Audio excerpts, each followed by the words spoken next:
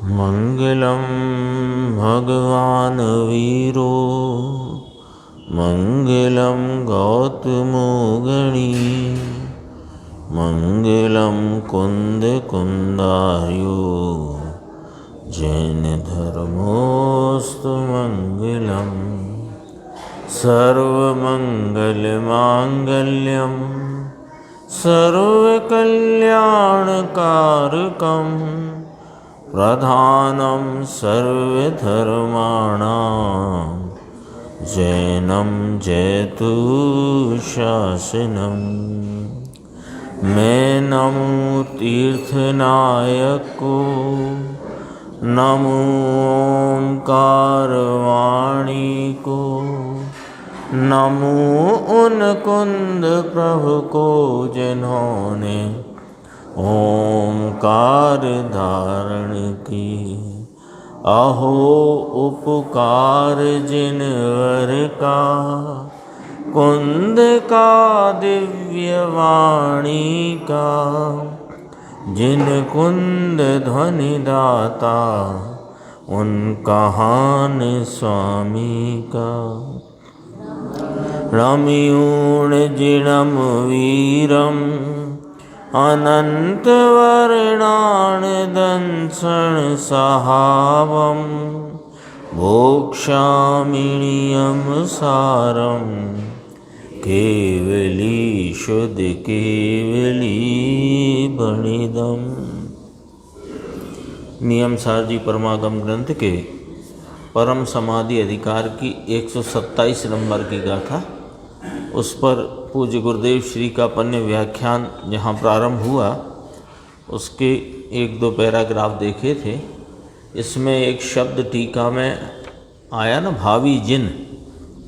तो भावी जिन की चर्चा जो यहाँ आई, तो भावी तीर्थादिनाथ मानो टीकाकार स्वयं ही भावी तीर्थादिनाथ हैं, ऐसी ध्वनि इसमें प्रस्फुटित होती है। इस बात की चर्चा यहाँ गुरुदेव श्री ने अपने को बताई थी। अपना आगे चलती है चर्चा, पेज 148 बीच में देखना। ऐसे जो भावी जिनको भविष्य में जिन्हें परमात्मा होना है, भविष्य में केवल ज्ञान होने वाला है, ऐसे जीव को पाप क्रिया की निवृत्ति रूप बाह्य संयम में, विषय क्या है गाथा का कि जो आत्मा के उत्कृष्ट आराधक मुनि भगवंत हैं, जिन्हें भावी में सिद्ध पद, अरहंत पद, केवली पद की प्राप्ति होने वाली है, ऐसे भावी जिनेन्द्र रूप मुनि भगवंत, ये मुनि भगवंत बाह्य संयम हो, यानी 3 लिए संयम, नियम और तप, इन सब क्रियाओं में, इन सब वृत्तियों में प्रवृत्त रहने के काल में भी अपने निरंजन निज कारण परमात्मा के समीप रहते हैं। मूल बात तो इस गाथा में ये कहना है। तो संयम की भी 2 प्रकार से टीकाकार मुनिराज ने चर्चा करी, बाह्य संयम, अभ्यंतर संयम। नियम की भी परिमित काल में लिए जाने वाले बाह्य नियम और स्वरूप रमणता रूप अंतरंग नियम, और ऐसे ही तप की बात करी, बाह्य तप और अंतरंग तप। ये सब ही प्रकार की प्रवृत्ति के काल में वे मुनि भगवंत तो निज कारण परमात्मा के समीप रहते हैं। ये बात यहाँ चलती है। उसमें ही अभी पहला पॉइंट आया, देखो, पाप क्रिया की निवृत्ति रूप बाह्य संयम। अपन ने कल जब चर्चा की थी तो नियम, संयम, तप और नियम 3 हो गए। 3 में 2-2 कर दो, एक बहिरंग एक अंतरंग, एक बहिरंग एक अंतरंग, एक बहिरंग एक अंतरंग। इस प्रकार 6 प्रकार की प्रवृत्ति के संबंध में बाह्य भी ले लिया व्यवहार और अंतरंग निश्चय भी ले लिया। और इस प्रकार से कहीं भी किसी भी प्रकार की वृत्ति हो, मुनिराज तो नित्य निरंजन कारण परमात्मा के समीप वर्तते। ये पॉइंट इसमें जो केंद्र है पूरी गाथा का, जो मर्म है, वो ये वाला है। देखो, पाप क्रिया की निवृत्ति रूप बाह्य संयम होते होने पर भी अंदर आत्मा समीप है, ये क्रिया समीप नहीं है। आत्मा आनंद स्वरूप है, ये समीप में वर्तता है। पाप क्रिया की निवृत्ति रूप बाह्य संयम में फिर कहा काय वचन मनोगुप्ति रूप, इसके वचन में भी समस्त इंद्रिय व्यापार रहित अभ्यंतर संयम में, अंतर के अभ्यंतर संयम में आनंद स्वरूप में सम्यक प्रकार से यम, संयम का अर्थ किया। सम और यम दो शब्द आए ना, तो यम माने उसमें लीनता और सम माने सम्यक प्रकार से। तो सम्यक प्रकार से अपने चैतन्य स्वरूप में लीनता, इसका नाम संयम है। यम यानी लीनता होना। ऐसे संयम में भी मात्र, ये हो गई ना। फिर अब नियम की बात करी, बहिरंग संयम की बात करी, अंतरंग संयम की बात करी, अब नियम की कहते हैं। मात्र परिमित यानी मर्यादित काल के आचरण स्वरूप नियम में भले मुनि कुछ कोई परिमित करें, मर्यादित करें, यानी दोपहर को आहार करे, प्रत्याख्यान यानी वो सामायिक आदि करे, ऐसे मर्यादित काल के आचरण नियम में निज स्वरूप में अविचल स्थिति रूप, वह प्रत्येक में भी निज स्वरूप में अविचल स्थिति रूप, ये क्रिया के काल में भी निज स्वरूप में स्थिति रूप। तपश्चरण वर्तता है ना, उसे नियम, अभी तो नियम की, तप की बात आगे ली। फिर कहा चिन्मय परम ब्रह्म में नियत ज्ञानमय ऐसा जो परम ब्रह्म भगवान, इसमें नाम निश्चय रहा हुआ, ऐसे निश्चय अंतर्गत आचार में, पहले बाहर का लिया था, अब अंदर का लिया। अंतर्गत, अंतर्गत माने अंतर में वर्तता हुआ, है ना। वो अंतर्गत, वो वाला अंतर्गत, इसका अर्थ यहाँ नहीं है, है ना। इसके अंतर्गत ये आता है, इसके अंदर, यहाँ तो अंतर्गत, अंतर में गत नाम गति है जिस परिणति की, वह अंतर्गत। हाँ, स्वरूप में लीनता रूप।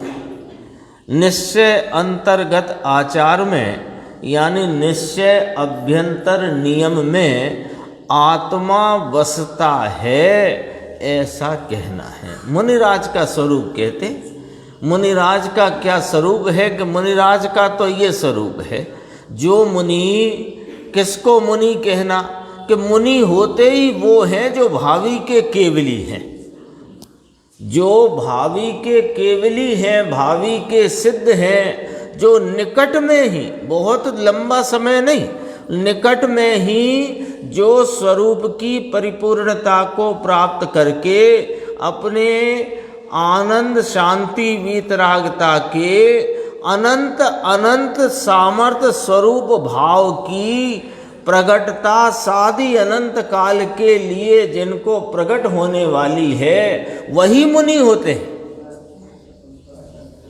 और कोई मुनि का स्वरूप जिन शासन में है नहीं। अभी तो अमूढ़ दृष्टि अंग की बात चलती थी ना, उसमें बहुत गंभीर बात कही गुरुदेव ने अमूढ़त्व के, अमूढ़पने के नाम पर, कि ज्ञानी धर्मात्मा को अमूढ़त्व प्रकट है, अमूढ़ दृष्टित्व, अमूढ़ दृष्टित्व प्रकट है ना। तो उसमें एक पॉइंट तो ये ख्याल कराते, जिसने सुना है उसको फटाफट ख्याल आएगा, कि एक तो समकित को अवयवी कहा, समकित पर्याय है। समकित जीव की, इस चैतन्य परमात्मा ध्रुव गायक तत्व की एक समय की अनुभूति रूप, प्रतीति रूप निर्मल पर्याय है। वो पर्याय को अवयवी कहा और ये 8 अंग को अवयव कहा। अब जरा पॉइंट पकड़ना, अब जरा इसमें जितना व्यवहार अंगों का वर्णन है वो समकित के साथ है, पर उस अवयवी के अवयव नहीं। जितने व्यवहार अंग रूप चर्चा आई, अमूढ़ दृष्टित्व हो कि वात्सल्य हो कि स्थितिकरण हो कि प्रभावना हो कि निसंकित हो कि निकांचित हो, निर्विचिकित्सा हो, ये जितनी व्यवहार की चर्चा आई ये समकित अवयवी, तो उसके अवयव नहीं है ये व्यवहार, समकित के साथ होते हैं लेकिन अवयव नहीं।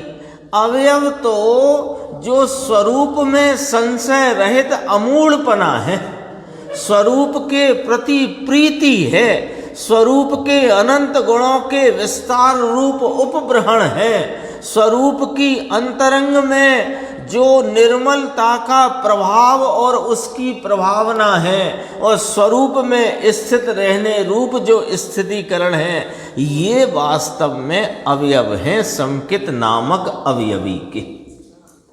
बोलो कितनी बात गजब की है। समकित को अवयव, तो ये 8 अंग जो व्यवहार से कहे, इन्हें समकित के अवयव ना जानना, समकित के साथ रहने वाला व्यवहार है, समकित के साथ वर्तने वाला ये शुभ राग है।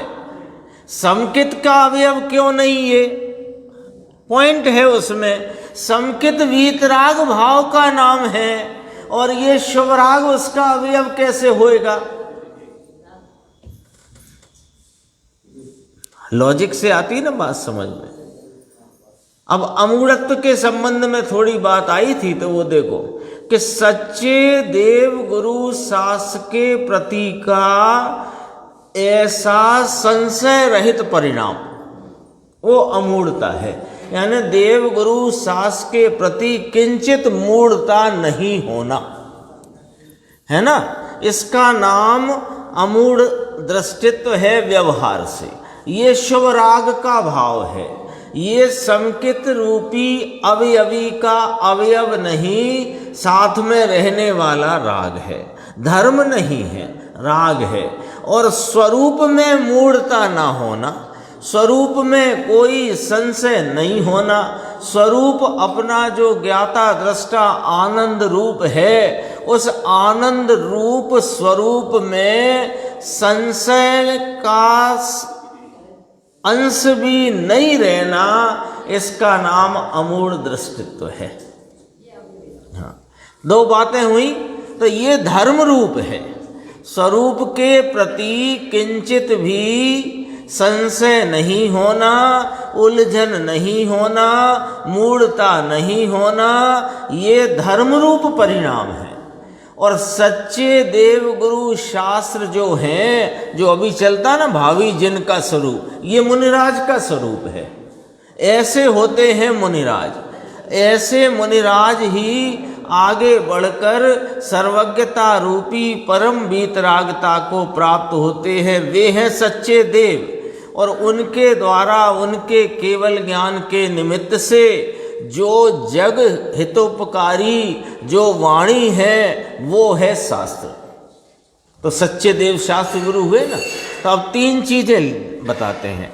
एक, अपना जो चैतन्य स्वरूप, इसमें कोई संशय नहीं, कोई उलझन नहीं, कोई मूढ़ता नहीं, यह अमूढ़ दृष्टित्व धर्म रूप है। और ऐसे धर्म को बताने वाले, ऐसे ज्ञायक परमात्मा को बताने वाले सच्चे देव गुरु शास्त्र, उनके स्वरूप के संबंध में कुछ भी उलझन नहीं, मूढ़ता नहीं, कोई संशय नहीं। बाहर में कोई अन्य प्रकार के अन्य मतावलंबियों की अनेक प्रकार की भीड़ भाड़, प्रचार प्रसार, प्रभावना का जोर दिखाई देता हो, तो भी उसमें चलित नहीं हो जाता। ऐसा व्यवहार अमूढ़ दृष्टित्व है, ये शुभ राग है। और मिथ्या दृष्टि उसकी एक आती ना, विनय मूढ़ता भी आती है ना, ये तो उसमें जरा भीड़ भाड़ देखी, बहुत भीड़ है, यहाँ तो देखो जो देखो वहीं को दौड़ा जा रहा है, वहीं कुछ मानो धर्म तो यहीं मिल रहा है और सब जगह तो धर्म के टोटे पड़ गए हैं। ऐसा जानकर सच्चे देव गुरु शास्त्र के स्वरूप को जाने बिना कुगुरुओं की शरण में जाने का अंतरंग में परिणाम भी आता है। ये मिथ्यात्व रूप भाव है, विनय मिथ्यात्व है। इसमें जो एक अकेला, ये तो अपना जैन शासन है ना, तो यहाँ तो अनुमोदना का भी उतना ही पाप गिना जाता है, जितना कृत्य का पाप उतना अनुमोदना का पाप है ना। अभी भीड़ भड़क्का होता हो, 1-2 लाख लोग इकट्ठे हुए हैं, अरे बड़ी भीड़ है, बड़े बड़े बोलियाँ, बड़े बड़े राजे महाराजे, बड़े बड़े सेठिया इकट्ठे हुए हैं, कुछ तो होगा, बस कुछ तो होगा कि ना होगा, तुम्हारा मिथ्या तो जरूर है। इतनी चर्चा आई थी ना, आज आई है अमूढ़ दृष्टित्व के संदर्भ से अपनी बात चलती है। यहाँ देखो भावी जिन है ना, तो ऐसे निश्चय अंतर्गत आचार में, वह बाहर का लिया था, ये अंदर का लिया।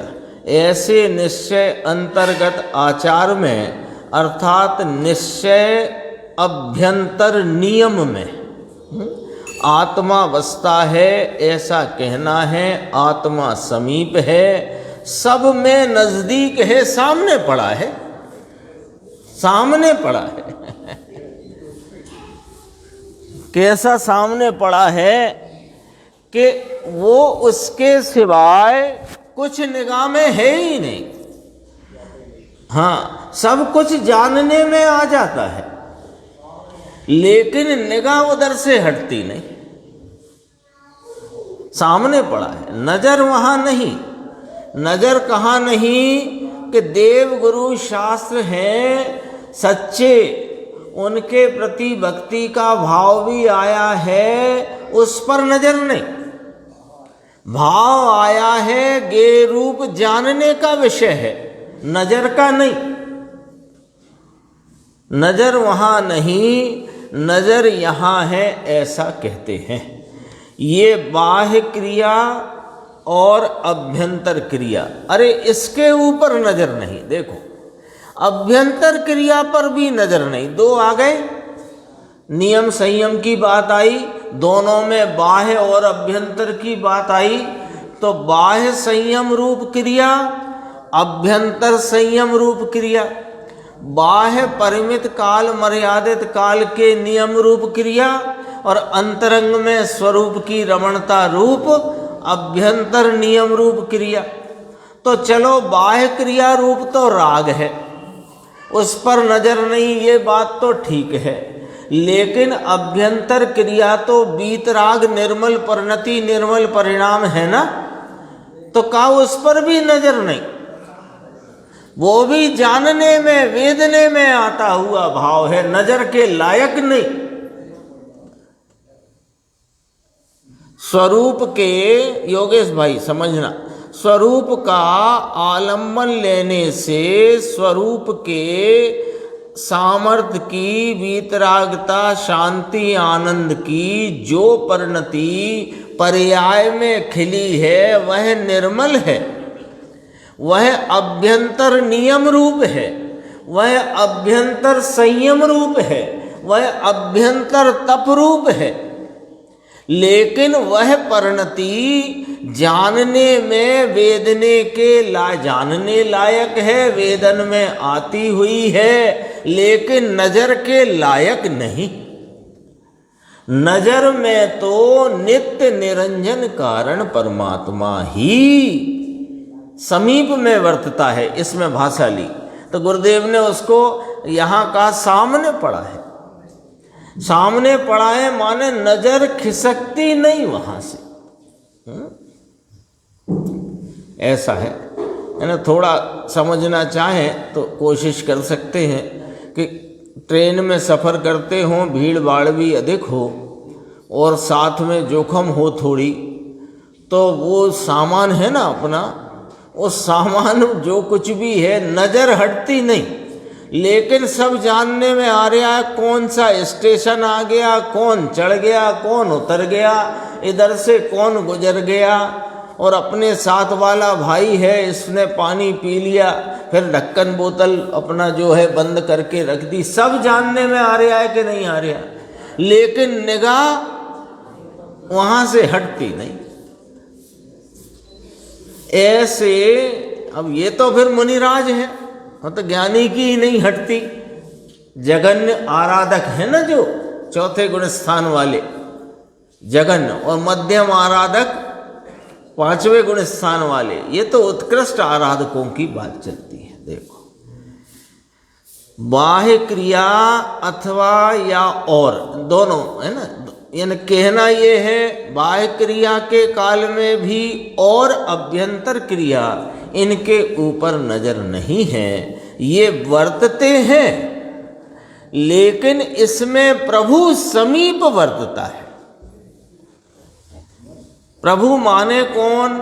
नित्य निरंजन कारण परमात्मा। ये टीका का शब्द है, तो वो ख्याल में रहना चाहिए, और वो ख्याल में उसका पूरा भाव भी रहना चाहिए। नित्य निरंजन कारण परमात्मा, अक्षय वाक्य 4 शब्द आ गए, कोई बड़ी बात तो है नहीं, सरल सी बात है। नित्य निरंजन कारण परमात्मा। नित्य माने अनादि अनंत, ऐसे का ऐसा रहा हुआ नित्य। निरंजन माने जिसमें रागादि मलिनता का अंजन नहीं, ऐसा परिपूर्ण निर्मलतम पवित्र वस्तु जो अनादि अनंत नित्य ऐसे के ऐसे रहने वाली नित्य निरंजन। और कैसी परमात्मा स्वरूप है, कैसा परमात्मा है कि कारण रूप है, जिसके आलम्बन मात्र में कार्य की उत्पत्ति होती है, ऐसा कारण स्वरूप है। तो नित्य निरंजन कारण परमात्मा अपना यह गायक प्रभु भगवान, इस पर से नजर हटती नहीं। यानी चाहे बाह्य संयम हो कि अभ्यंतर संयम हो, बाह्य नियम रूप क्रिया हो कि अभ्यंतर नियम रूप परिणमन हो, बाह्य तपरूप क्रिया हो कि अभ्यंतर तपरूप परिणमन हो, कोई काल में भी ऐसे भावी जिन राज, ऐसे जो मुनि भगवंत, इनके समीप कौन वर्तता है? नित्य निरंजन कारण परमात्मा, अपना भगवान आत्मा सामान्य ध्रुव स्वरूप समीप में, प्रत्येक में समीप में वर्ता। प्रत्येक माने 6 प्रकार बताए ना यहाँ, नियम संयम तप 3, उनके 2-2 प्रकार कहे। फिर आगे कहते हैं व्यवहार, तप की बात कहते हैं, व्यवहार से प्रपंचित। प्रपंचित माने निरूपित किया हुआ, कहा हुआ, बताया हुआ। व्यवहार से जो वर्णवेलो, वर्णवेलो माने वर्णन किया हुआ। ज्ञान दर्शन चारित्र तप वीर्याचार रूप व्यवहार, व्यवहार से वर्णन होता है ना, ज्ञानाचार दर्शनाचार चारित्राचार तपाचार वीर्याचार। तो ज्ञान का, दर्शन का, चारित्र का, ऐसे पंचाचार, ठीक है। पंचाचार में भी भगवान समीप वर्तता है। ज्ञानाचार दर्शनाचार चारित्राचार तपाचार वीर्याचार रूप जो व्यवहार, ये कौन है? ये कौन है? संक्षेप में कहते हैं, बाकी प्रवचन सार में तो बहुत अच्छी चर्चा आई इसकी चरणानी योग सूचक ज्वलिका में। ये जब मुनि धर्म अंगीकार करने को पुरुषार्थ की उग्रता में जब जीव उद्यत होता है, तो वह पहले आचार्य को खोजता है, उनकी परीक्षा करता है, उसी के अनुसार कहते हैं परीक्षा करता है, फिर आचार्य के पास जाता है, फिर आचार्य उसकी परीक्षा करते हैं। और आचार्य जब उसकी परीक्षा करते हैं तो पहले कौन परीक्षा करता है? पहले जो प्रार्थी है, जो उसके लिए तैयार हुआ है, वो आचार्य की परीक्षा करता है कि किन आचार्य के पास जाकर के मुझे यह मुनि धर्म अंगीकार करना चाहिए। फिर आचार्य उसकी परीक्षा करते हैं, फिर वह पंचाचार अंगीकार करता है। व्यवहार, इस सब को पूरी चर्चा आई प्रवचन सार चरणान योग सूचक चूलिका में। कहाँ से चर्चा शुरू करी कि घर में माता पिता स्त्री पुत्र आदि से आज्ञा लेता है, वहाँ से शुरू करी है ना चर्चा। और वहाँ से करते हुए वहाँ तक आई। और मुनि कब हुआ कि जब स्वरूप ध्यान में बैठकर अंतरंग में तीन कषाय चौकड़ी के अभाव रूप प्रचुर स्वय संवेदन रूप अंतरंग वीतरागता की प्राप्ति ध्यान में हुई, तब मुनि हुआ। और उसके पहले जो कुछ हुआ ये उसमें पंचाचार भी आ गया, वस्त्रों का त्याग भी आ गया, केस लोच भी आ गया। वो सब काय में गया कि वो भूत निगम में चला गया। क्यों कि वो पहले हुआ था, उसको मुनि कहा, अभी कह रहे हैं। और उस समय उसको मुनि कहना वो भावी निगमने में। पंचाचार अंगीकार किए तो मुनि हुआ, ये भावी निगमने से कह सकते हैं। हुआ नहीं है, होएगा कब कि जब पूर्ण नग्न अवस्था है, देह मात्र परिग्रह है और स्वरूप के ध्यान में ऐसी लीनता है कि उस ध्यान में बैठने पर उस स्वरूप का आलम्बन इतनी उग्रता से लिया है कि तीन कषाय चौकड़ी की अभाव रूप प्रचुर स्वय संवेदन की दशा प्रकट हुई। जैसे गुणस्थान की परिपाटी में सातवां गुणस्थान कहते हैं, वो जो सातवां प्रगटा तब मुनि हुआ। इतनी है ना बात। अब इसको देखो, ये व्यवहार है, इतना अपने को तो कहना था। भगवान समीप वर्तते हैं, कहते हैं पंचाचार है, ये तो विकल्प है, लेकिन इसके समीप में प्रभु वर्तते हैं। सम्यक दृष्टि को ऐसी क्रिया समय के काल में भी दृष्टि में यह प्रभु तरवरे छे। तरवरे छे समझते हैं? वो दृष्टि में वही नजर आता है, वही दिखाई पड़ता है। दृष्टि में ये क्रिया तरवरती नहीं, ये व्यवहार क्रिया भी दृष्टि में नहीं नजर आती, नजर ही नहीं आती दृष्टि में। और अंतरंग जो है उसकी तो बात आगे करेंगे, वो भी नजर नहीं आती दृष्टि में, जानने में आती। ये क्रिया आदि को जाने, किंतु समीप में वर्तने वाला प्रभु, इसके ऊपर इसकी दृष्टि है। व्यवहार से प्रपंचित ज्ञान दर्शन आदि प्रपंचित देखो दर्शाने में आए हुए विस्तार को प्राप्त वर्णन किए हुए प्ररूपणा हैं। ज्ञानाचार, दर्शनाचार, चारित्राचार, वीर्याचार, तपाचार हैं तथा पंचम गति के हेतुभूत ये निश्चय तपश्चरण। जो 5 आचार की बात कही थी वो व्यवहार तपश्चरण, राग रूप तपश्चरण, ठीक है। और ये कहा पंचम गति के हेतुभूत कुछ भी परिग्रह प्रपंच से सर्वथा रहित। पंचम गति का हेतुभूत कुछ भी परिग्रह प्रपंच से सर्वथा रहित। अब गुरुदेव को क्या कहना है वो देखो। एक कपड़े का कटका यानी टुकड़ा यानी धागा, वो भी मुनि को होता नहीं। कपड़े का कटका नाम टुकड़ा धागा रखकर मुनि माने तो निगोद में जाने वाला है। बोल। और जो माने वो जाने वाला, और उनको जो माने वो जाने वाला। समझ के रखना बात भैया, अपनी भी बचाओ, अपनी। वहाँ यूक्रेन में बम फूट रहे हैं तो वहाँ फूट रहे हैं, वहाँ जो भी जनहानि धनहानि हो रही है, तो अपनी भी बचाना कि नहीं बचाना। कदाचित अपन पड़ोस में हो मित्र राज्य हो, कोई हो, तो अब यहाँ जिन शासन में नियम ऐसा है कि अनुमोदना का भी उतना ही पाप है, उतना ही फल है। तो अपने को कहाँ जाना है? अपन तो अभी चौराहे पर आन मिले हैं ना, चौराहे पर आन मिले हैं अपन सब। अब जिसको जहाँ जाना है वैसे उस दिशा की तरफ बढ़ जाए।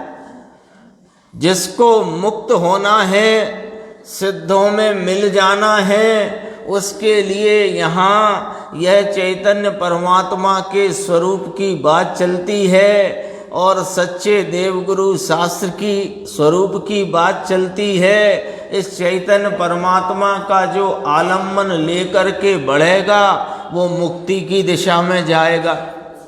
और जो कुगुरु यानी जो गुरु तो है नहीं और वस्त्र आदि रखकर, चश्मा आदि रखकर अपने को मुनि मानते हैं, मनवाते हैं, उनकी तरफ जाना है तो वो रास्ता भी जा रहा है संसार की तरफ। इसमें साफ लिखा है भैया। तो अपने को भी तो अपने प्रति सावधान रहना है ना, कहाँ जाना है। देखो अष्टपाहुड़ में पाठ है, गुरुदेव भी कोई मन मर्जी से नहीं कहते हैं। अष्टपाहुड़ कुंद कुंद आचार्य का रचा हुआ ग्रंथ है। ये तो कपड़े का ढगला राखे, ढेर का ढेर, चले बड़ा टोपा बांधे और हम निर्ग्रंथ हैं, हम मुनि हैं, बहुत फेर भगवान, बहुत फेर। मोक्ष पाहुड़ की 16वीं गाथा में ऐसा कहते हैं, एक वस्त्र का टुकड़ा भी रखकर मुनिपना माने मनाए, कहाँ जाएगा योगेश भाई पढ़ना, निगोद में जाएगा। 16वीं गाथा मोक्ष पाहुड़ की पक्की पक्की बात है। तिल का भोतरा जितनी, तिल तुष मात्र परिग्रह कहा ना, तिल तुष, तिल सबसे छोटा होता है अपने जो आते हैं दाने वाने जिस प्रकार के, उस तिली। अब वो तिली का भी छिलका इतना सा भी परिग्रह होए, परिग्रह माने उसके प्रति ममत्व और वह संग दोनों लो। तो कहते हैं ये सब है। फिर नीचे गुरुदेव ने परदब्बादु दुग्गई की भी बात करी और अपन अब अपनी बात 150 पेज पे आती है। देखो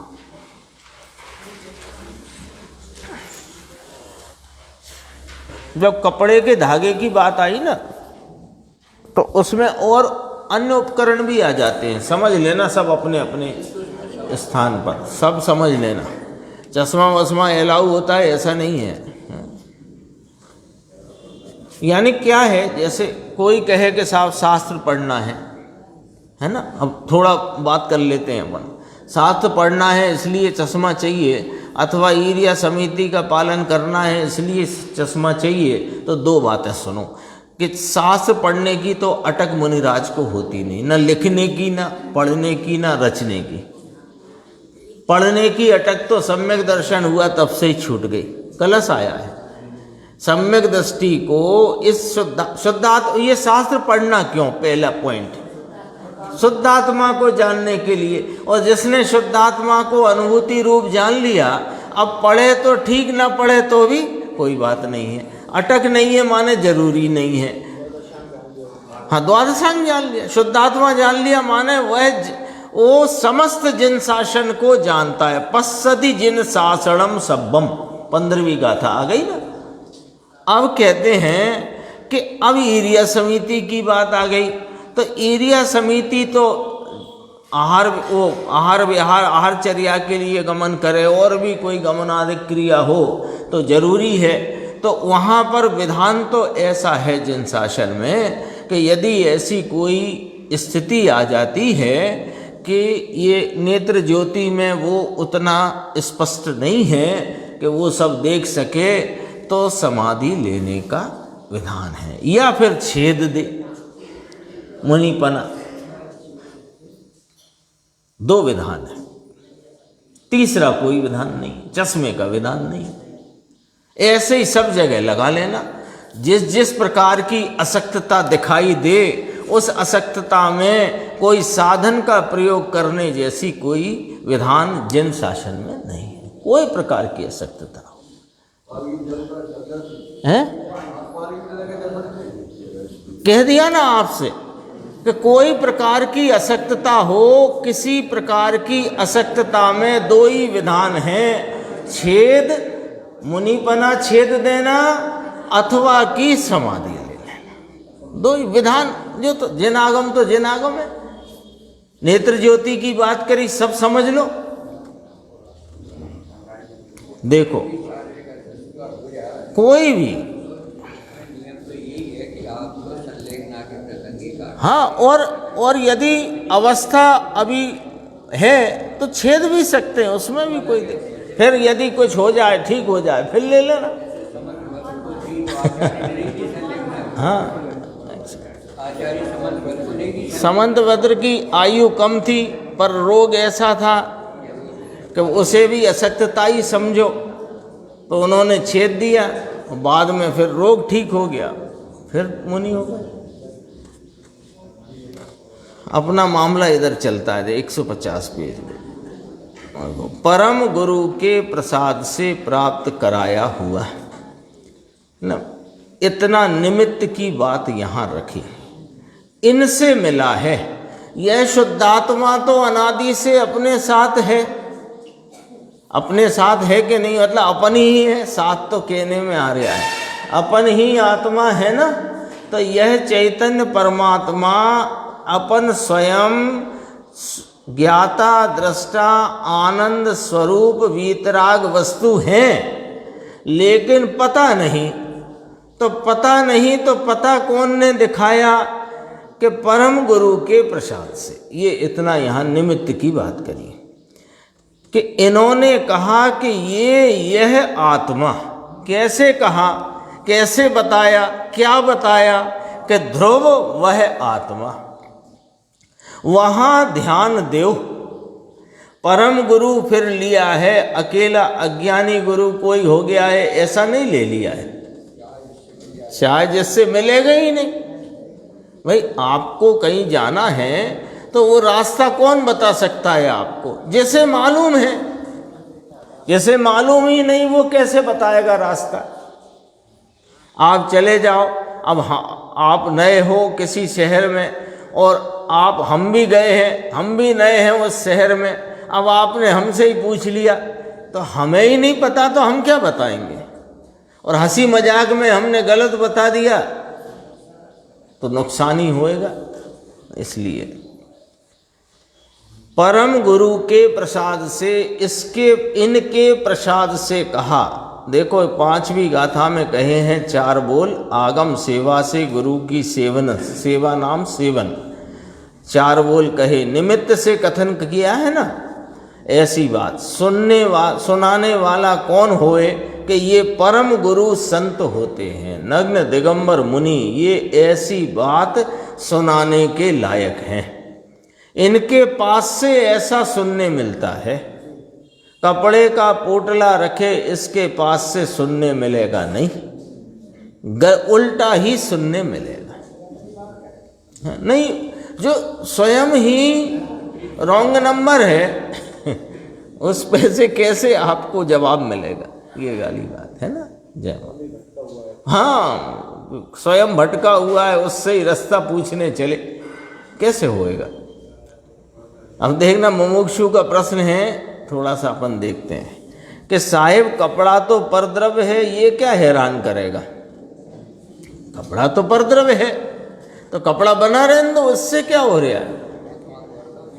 तो उत्तर देखो कि कपड़ा कहाँ हैरान करता है, कपड़े के प्रति का ममत्व भाव है वो हैरान करता है। कपड़ा काहे को हैरान करेगा? कपड़ा पर द्रव्य, अन्य द्रव्य, उसका द्रव्य क्षेत्र काल भाव जुदा, तेरा द्रव्य क्षेत्र काल भाव जुदा, लेकिन उस पर वस्तु के प्रति जो तुम्हारी ममता दौड़ रही है वो हैरान करती है। कपड़ा तो जड़ है, जड़ तो आत्मा को छूता भी नहीं, किंतु यह कपड़ा मेरा है, ऐसा करके ओढ़े रखे यह निगोद में जाएगा। लहसुन और डूंगली में अवतरवाना है। निगोद को, सामान्य निगोद क्या है होता है, तो उसको समझाने के लिए लहसुन और डूंगली नाम प्याज, तो लहसुन प्याज में जाकर के अवतरित होएगा, ऐसी बात है। पेज नंबर 151 देखो। परम गुरु के बीच में परम गुरु के प्रसाद से प्राप्त कराया हुआ, यानी क्या कहते हैं कि परम गुरु ऐसा कहते हैं, परम गुरु ने प्राप्त कराया, परम गुरु प्राप्त कराते हैं। कैसे प्राप्त कराते हैं? उनकी झोली में रखा है सो बांट रहे हैं कि नाना वे तुम जिस स्वरूप से हो वैसा तुम्हें स्वरूप बता देते हैं, और तुम जिस स्वरूप से मान रहे हो अपने को वैसा तुम्हारा स्वरूप नहीं है, ये बता देते हैं। तो देखो क्या बताया उन्होंने कि भाई ये संसार तेरे में नहीं है। संसार माने राग द्वेष मोह के परिणाम, ये संसार ये तेरे में नहीं है। ये क्रिया कांड ये तेरे में नहीं है। तुम इनसे अत्यंत भिन्न हो। व्यवहार का आचार जितना है ये भी तेरे में नहीं है। ज्ञानाचार, दर्शनाचार, चारित्राचार सकल दुराचार की निवृत्ति का कारणभूत लो। ये व्यवहार का जो दर्शन आए ना, पांच आचार की बात, ज्ञानाचार, दर्शनाचार, चारित्राचार, तपाचार, वीर्याचार, 5 आचार कहे, ये व्यवहार राग रूप भाव है। व्यवहार के है ना, तो ये राग रूप भाव है। अब तुम स्वयं तोलो, तुम्हें भी तो दे दिया एक एक कांटा अपन सबको, जिनवाणी ने और गुरुदेव श्री ने और आचार्य भगवंतों ने, तो खुद भी तो तोलो, कभी कभी तोलो भैया। ये 5 प्रकार के आचारों का राग आत्मा में है कि आत्मा से बाहर है? बाहर है। और उसमें प्रवृत्ति वो सदाचार है कि दुराचार है? खुद ही तोलो, क्योंकि खुद की तोल पक्की।